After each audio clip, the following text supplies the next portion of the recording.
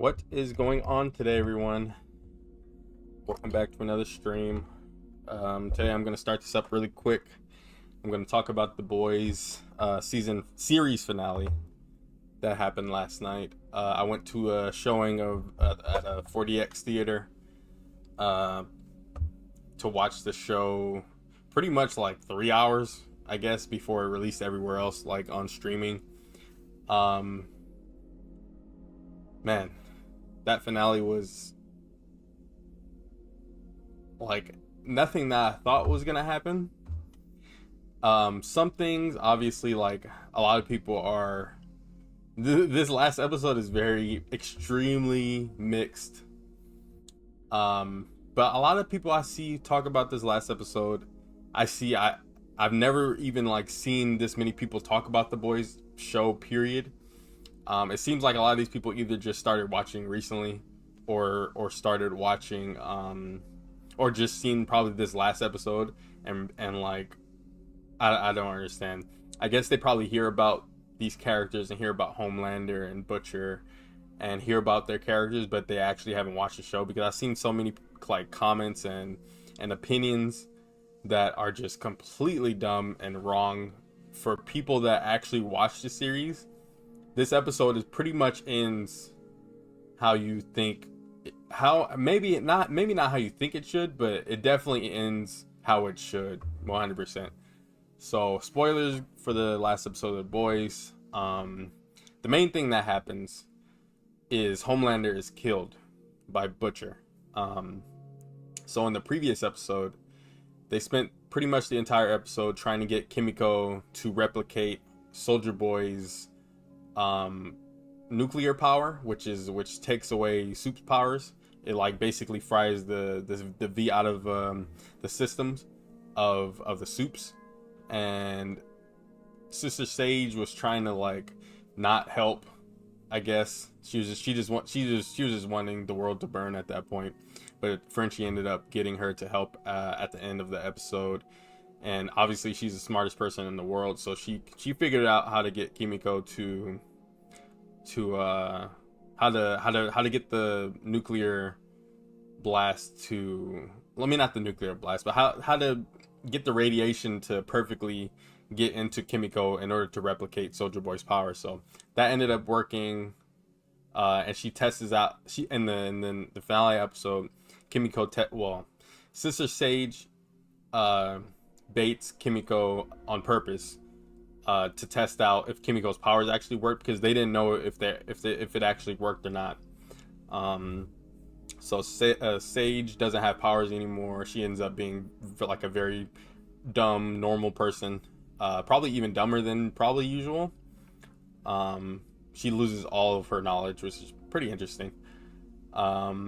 Is what she wanted, obviously. And then so that sets up Kimiko as being the main person to kill, or to the main person in the plan to kill Homelander. And then it pretty much sets up really quick.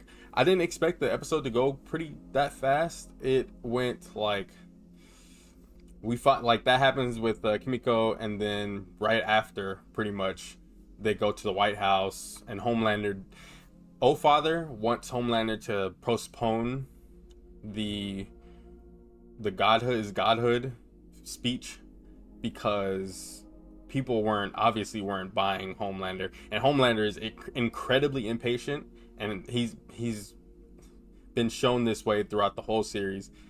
He's a spoiled crybaby brat, and who uses his power to intimidate, because that's all he knows. That's all he knew growing up, and that's all he knows like in his adulthood.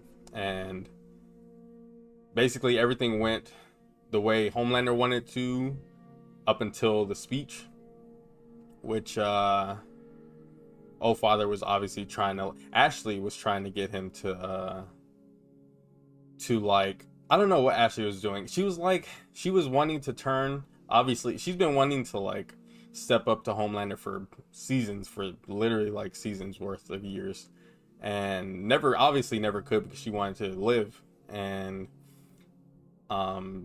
she ends up saving Butcher and the gang because they got trapped underneath the White House, which was a pretty weird plan, I guess, because obviously like Homelander and everyone, they would be prepared for, they would cover all exits, even like the unknown ones, but Ashley ends up helping them out, getting them into the White House. But the thing is with that, Homelander was way too distracted by his power and his lust for power that nothing else fazed him, nothing else mattered to him other than telling the world who he is and what he wants to do with the world. And obviously he wants, it's either his way or no way. And Huey and MM take down O-Father, which is pretty crazy. They black bolted him from Doctor Strange 2. That's basically what they did with the ball gag, because Ashley gave O-Father the ball gag at the beginning of the episode as like an anniversary gift. And O-Father is about to, I guess, just scream at Huey, and then comes up from behind and puts the ball gag in his mouth and blows his head up. It's pretty interesting, pretty crazy death. Ashley was wanting to flip O-Father before so O-Father can be on their side, because he was for the most part, for the last like few episodes, O-Father was like pretty much like not all there with the plan, with Homelander's plan, but he was just going forward with it just because, like, obviously he doesn't want to die and get killed by Homelander. So, but he ends up defending Homelander anyway in his final moments. Deep gets tackled by Starlight. Starlight pretty much manhandles him. Deep gets some shots in. I wish he didn't get any shots in, because he's already done enough to Annie. So seeing her get beat up a little bit by Deep was not really needed, in my opinion, but it is what it is. I guess to give the Deep fans some sort of like something before he dies, because he dies by an octopus blowing up his mouth, which is pretty gruesome, pretty good death for him, because obviously his fish kind don't like him anymore. They don't respect him, they don't love him anymore because of what he caused with the oil rig or whatever. And then Homelander is sitting down live on TV, still going forward with whatever he wanted to do with that. People that were watching them were going to be killed, and there was a lot of them too. They were marking off all the people that were like not aligned with Homelander's beliefs, because of the psychic people. They were reading their minds and stuff. Then Butcher comes in with Kimiko. Butcher starts fighting Homelander in the Oval Office, and Kimiko fights a little bit. She doesn't really get too many punches in until Ryan comes in. Ryan pretty much is like, has obviously a lot more what's the word, potential than Homelander ever did, as especially being a natural born soup. Apparently we don't actually know if that was even true, to be honest. We guess that's true, but at the same time Vought could have easily just put Compound V into his system after he was born, but apparently that wasn't the case, and he was born with powers. That's what everyone said throughout the whole series, but who knows at this point if that's true. But anyways, Ryan and Homelander actually talked earlier in the episode, and Ryan told him off. He was like, "I'm not going anywhere with you. I don't care about you at all. You're weak. You are nothing." Basically what everyone has been saying to Homelander throughout the whole series is that he's nothing. Especially like, no matter how strong you get, you will always be nothing, and you will be you'll never be happy, basically. thought Homelander was gonna kill Ryan there, but he thankfully didn't, because it was very tense, that situation. And then later Ryan goes and attacks Homelander when Homelander was trying to escape, get out of there, because he's a coward. A lot of people online, I've seen so many comments within the last like 12 hours or so. People really think Homelander is like, I don't know. I don't understand. They glorify him. It's really weird. It's really weird. Homelander was never meant to be glorified or be seen as like a strong character. He was never strong, ever. Like strong-willed. He was strong physically, but not strong-willed or strong like he doesn't have a strong mentality or anything. Like obviously he's deranged. He's been even more deranged this season than past seasons, but I don't know. It seemed like people watch this show, especially this show, with their eyes and ears closed. It's crazy to me. Not like people don't pay attention to his character, and they try to talk him up as being something more than he was, because they wanted scorched earth when Butcher is the one that wanted scorched earth, like because Butcher wanted to take down all the Supes. And obviously Homelander wants to kill anyone that's not aligned with him, so I guess that's his version of scorched earth. But at the same, he basically did some of that already with his like experiments with people, seeing who's with him and who's not. But we didn't see a lot of that, obviously. I'm sure a lot more of that happened off screen than on screen. But anyways, yeah, people wanted Homelander to do something more than what he did. I get that, but at the same time, he's not that type of character. Homelander from day one has had other people do his bidding. He's almost never done the dirty work himself. And then he pushed everyone away. That was his help. And if Homelander never pushed anyone away, like Deep and not both Noirs, the first Noir, and Maeve, maybe this finale would have been a lot different if he had more Supes on his side, but he didn't have anyone on his side. It was just him, because that's all he wanted. He was mentally like deranged. Like he didn't feel like he needed to rely on anybody to help him, even though that's what he questions about Huey in the first episode of season 5. He's like, why does everybody want to save you? Like, who are you? You're nothing, really. You don't have any powers or anything. And he was like, because I would do that for them. I have people who love me and care about me, and you don't, basically. And that's true. And ever since, I guess, birth, Homelander has not had anybody that cared or loved him, which is obviously, if he did, Homelander would be a completely different person. But he was basically used as a walking advertisement for superheroes, for America, really just as not an animal, but like as a I don't even know what the word is, or like what walking advertisement for a superhero, for the perfect superhero, I guess. He was used his whole life, used and abused his whole life, and that's all he knew. And anyways, Kimiko was having obviously a rough time trying to get the blast ready.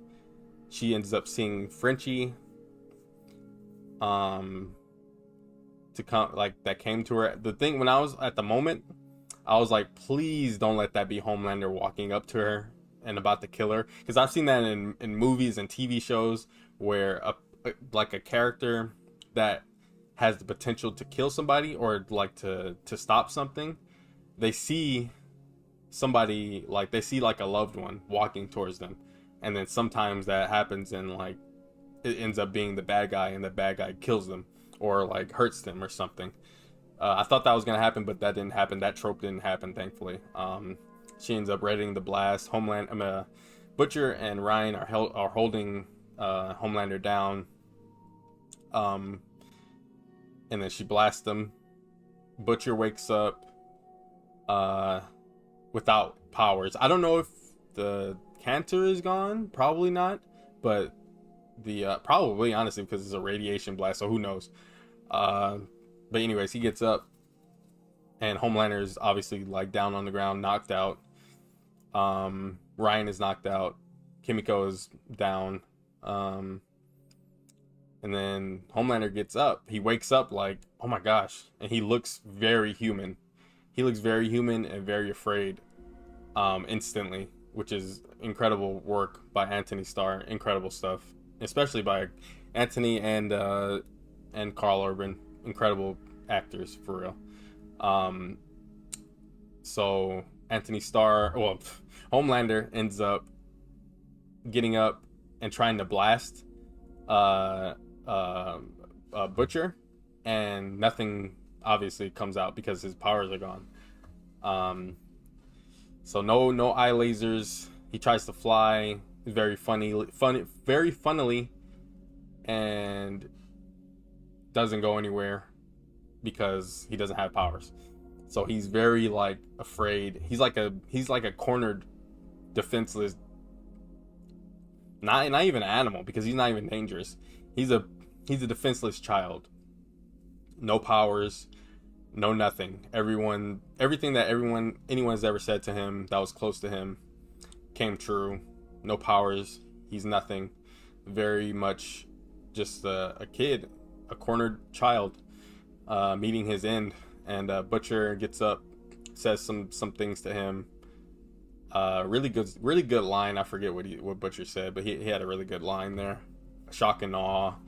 Blood and bone, I think that's what he said, which I think is a callback to one of their other conversations earlier in the series. And then Butcher just beats up Homelander for a minute, and then Homelander starts begging for his life. This is one thing that I was very like, at the time I was happy, but it felt like I was like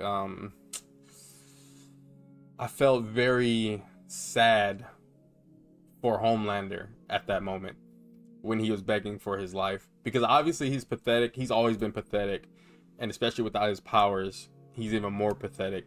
But seeing him in that state from what he was before was true to the character, but at the same time, it hurts to see someone like that we know to be the polar opposite of what he was in that moment. Just to see him like terrified of Butcher. Yeah, Butcher doesn't give Homelander a second chance to do anything. Pretty much kills him. Butcher obviously depowered, no powers anymore. Ryan supposedly no powers anymore, even though he was born a soup. So anything that he had in the system is now gone, which is interesting. I didn't think they were going to do that. I thought Ryan was going to become like the Homelander that, well, not the Homelander, but the next superhero that grew up the right way, even though he's seen his fair share of bad stuff too, and he's done some bad stuff too. Ryan has killed people. He doesn't have any clean hands either, but he was doing that mostly just to survive, not because he wanted to. But yeah, Homelander gets his iconic crowbar, and then just nails Homelander right in his skull, killing him, and then just digs up and then bashes his brains. Well, not bashes, but he like just scoops his brains out of his skull. That was just nasty. Like, at the time, I was like so excited. I was like clapping, and because it was a theater, so I was very happy to finally see him dead. But I feel very empty afterwards, because it's like, man, all these seasons and Homelander goes out like a punk. Ric Flair has said something one time. He was like, what did he say? You act like a punk because you are a punk, or something like that. I forget what the line is, but he was a punk and he went out like a punk, and it was very bittersweet obviously, because you know, like going into The Boys has never been like a super like action heavy show. Never. It has some action and some like pretty much big action scenes, but for the most part, a lot of their big fights are like very contained, like Hero Gasm, and even the Stormfront fight was pretty like contained, even though that was outside. Um, but yeah, Homelander, no combat experience really. As far as it was shown in the show, he showed like no combat experience. He just has raw power. That's really it. And Homelander is a very dumb character. Don't let anybody fool you into thinking that Homelander is smart or something. He's not. He's never been shown as smart. He's always relied on somebody else to give him information or whatever. He's always been a very dumb brained character, always. And without his powers, obviously, like he would be bottom of the barrel like a human. That was Homelander's worst fear, is becoming a human, like a nothing, not a nothing, but like in his eyes a nothing person. He's been ridiculing supes and humans, like regular humans, throughout the whole series. Like yeah, like he got what he deserved at the end of the day. Especially with if there are more Compound V out there, I'm sure there is. If he were to survive, he probably would have gotten his hands on some more, and then the cycle would have repeated with him. But that didn't happen. I don't know if this means Ryan could probably get his powers back if he took Compound V. I don't know. They probably, obviously, they're not gonna ever. Well, they might. I don't know what Gen V. I mean, the Boys in Mexico will do. But, anyways, that was like halfway through the episode. Homelander's death is like legit like 30 minutes in, I think, into the episode. Maybe like 40 minutes, maybe. But it felt like it was really fast, really fast paced to get there. And then everyone goes back to their little hideaway home, which is not far from Vought Tower. It seems like it's still in the same state, New York, I think. I don't even know. Like, I don't even know if they ever confirmed what state the city is in. I think it's New York. I don't know, but what is it called? Butcher basically tells Ryan like, we both don't have powers anymore. We can start over somewhere else. Him, Terror, and Ryan's like, no, you're not a good person either. I don't want to go with you. This is the end for us, really.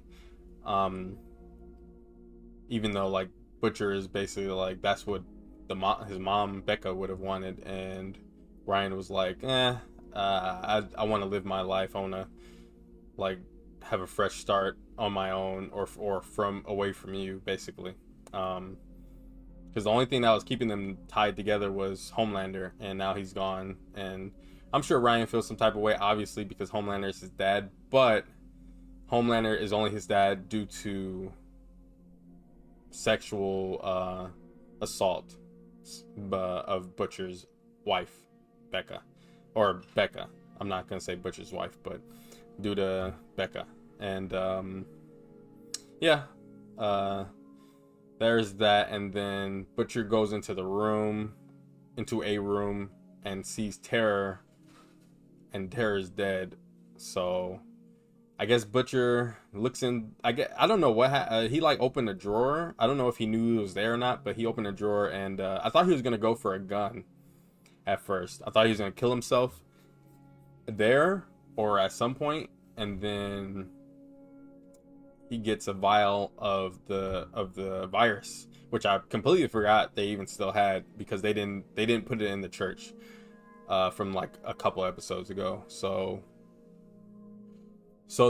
they kept the virus on them because I guess they can't really get rid of it, so they just have to take it everywhere with them. And Butcher takes it, leaves without saying anything to anyone. And then Huey follows behind them. He sees that Terror is dead, and then he sees the open case from what the virus was in. So Huey unknowingly leaves without telling anyone, apparently, because it was just him and Butcher that go to Vought Tower. And I wasn't expecting that. I thought at least Starlight or Annie was gonna find out, because they were gone for at least like some hours. And unless like Annie and everyone else like fell asleep, I don't know like how Huey just left without them knowing and them following. Maybe they tried to look for them, but they couldn't find them. I don't know. It is not even that important anyway. So Butcher gets there probably some hours or an hour or two before Huey does, most likely.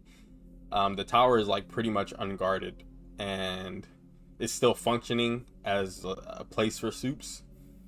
Even though like the Seven is no longer, like, I guess it would be releasing the virus. It would be like for, I don't even know. I don't know. It kind of didn't make sense because Butcher put the virus into the sprinklers, even though that would be still releasing the virus, because it would be out of the, unless it's still like in the vial and he presses it and then the vial like empties or something. I don't know. It doesn't obviously go into that much detail, but Butcher is like, he's gonna go through with his plan because Homelander 2.0 is gonna come around the corner eventually, and then more situations like what happened to him is gonna happen again. So he wants to prevent that, no matter the cost of soup lives, because obviously like he doesn't want to take that risk. Huey obviously wants to stop him because Huey and Annie are in a loving relationship, and he doesn't want to lose her, like how he lost Robin in the first episode of the series. And basically Butcher was going to continue his tirade until he was killed, because he was not going to kill himself. I think Butcher was too proud to take his own life, and he wanted somebody either close to him or just someone to stop him, period, after killing Homelander. So they fight for a minute. Huey and Butcher fight pretty brutally, and Huey ends up pulling a gun out on him.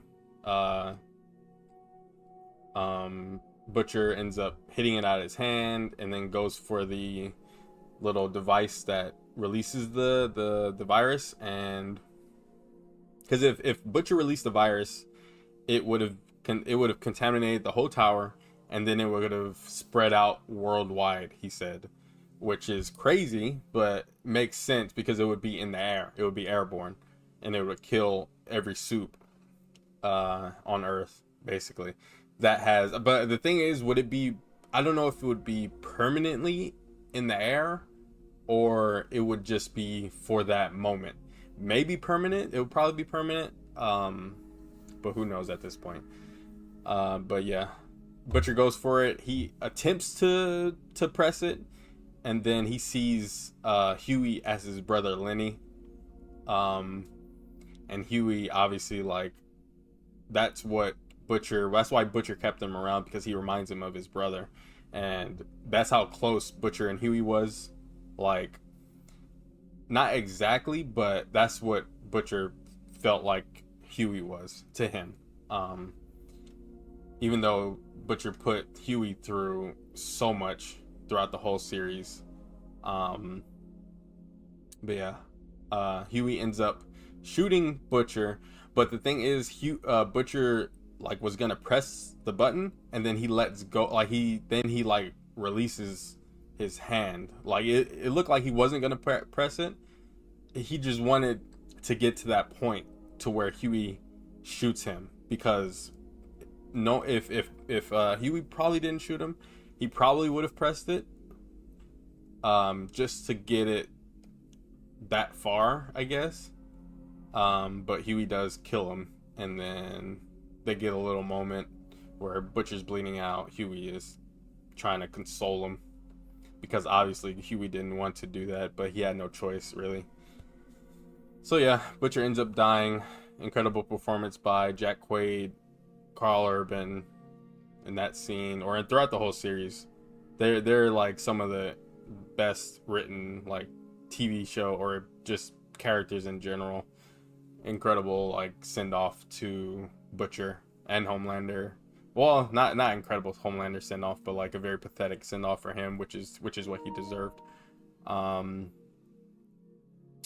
what else? Pretty much the ending scenes are MM.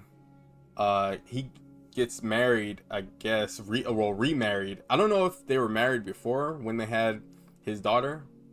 Um, but they were not together, and then they got either married or remarried to the same lady from season. I think the last season she was in was season 3 or maybe early season 4. I don't remember because they had left to like some other country. And MM was gonna go, but he didn't. And then I'm glad that they came back to MM's life because MM deserved a good send off or a good ending for his character. And Ryan is with MM, which I don't know if he's gonna be with him like permanently or just for now and try to raise him up pretty well or something maybe. Um, and then Kimiko is in France, eating the little like I forget, it's like a the it's like a I don't know, it's like a little cookie thing, but I've had one before. I forget what they're called, but it's like a little French cookie thing.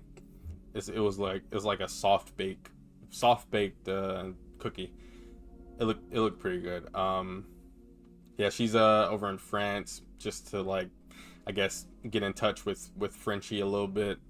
Um, and then Huey and Starlight end up going. Huey ends up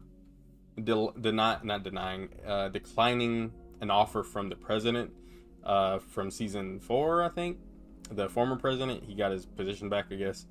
Um, he ends up declining a position for like soup something, I forget what it was, soup investigations or something like that. And Huey ends up starting up his first job, or his job that when he started the series he was working in that little like Radio Shack type place. So he made his own place like that sells appliances and all that, where Annie works, and she's pregnant. So, and a lot of people I saw complaining about the baby's name, Robin, and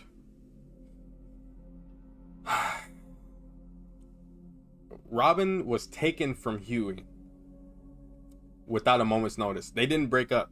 She's not an ex. Robin is not an ex. I don't understand why people just refer to Robin as an ex. They didn't break up. They were actually like going and gonna get married and stuff like that, or they were thinking about it or whatever. Their conversation obviously was brief. We didn't really know too much about Robin at the time, but obviously like Huey loved her, and she was taken away from him instantly without saying goodbye and all that. So obviously to honor Robin, Huey wants to name his daughter or son after Robin, his late girlfriend. And I'm sure Annie knew the story. From season 1, so I'm sure she was on board with it. It's fine, but I don't know, weirdos thinking that's weird. I don't know. I don't understand. It's not weird at all, actually. But anyways, what is it called? That's basically the end of the series. Starlight, while pregnant, goes to fight crime, which is pretty interesting.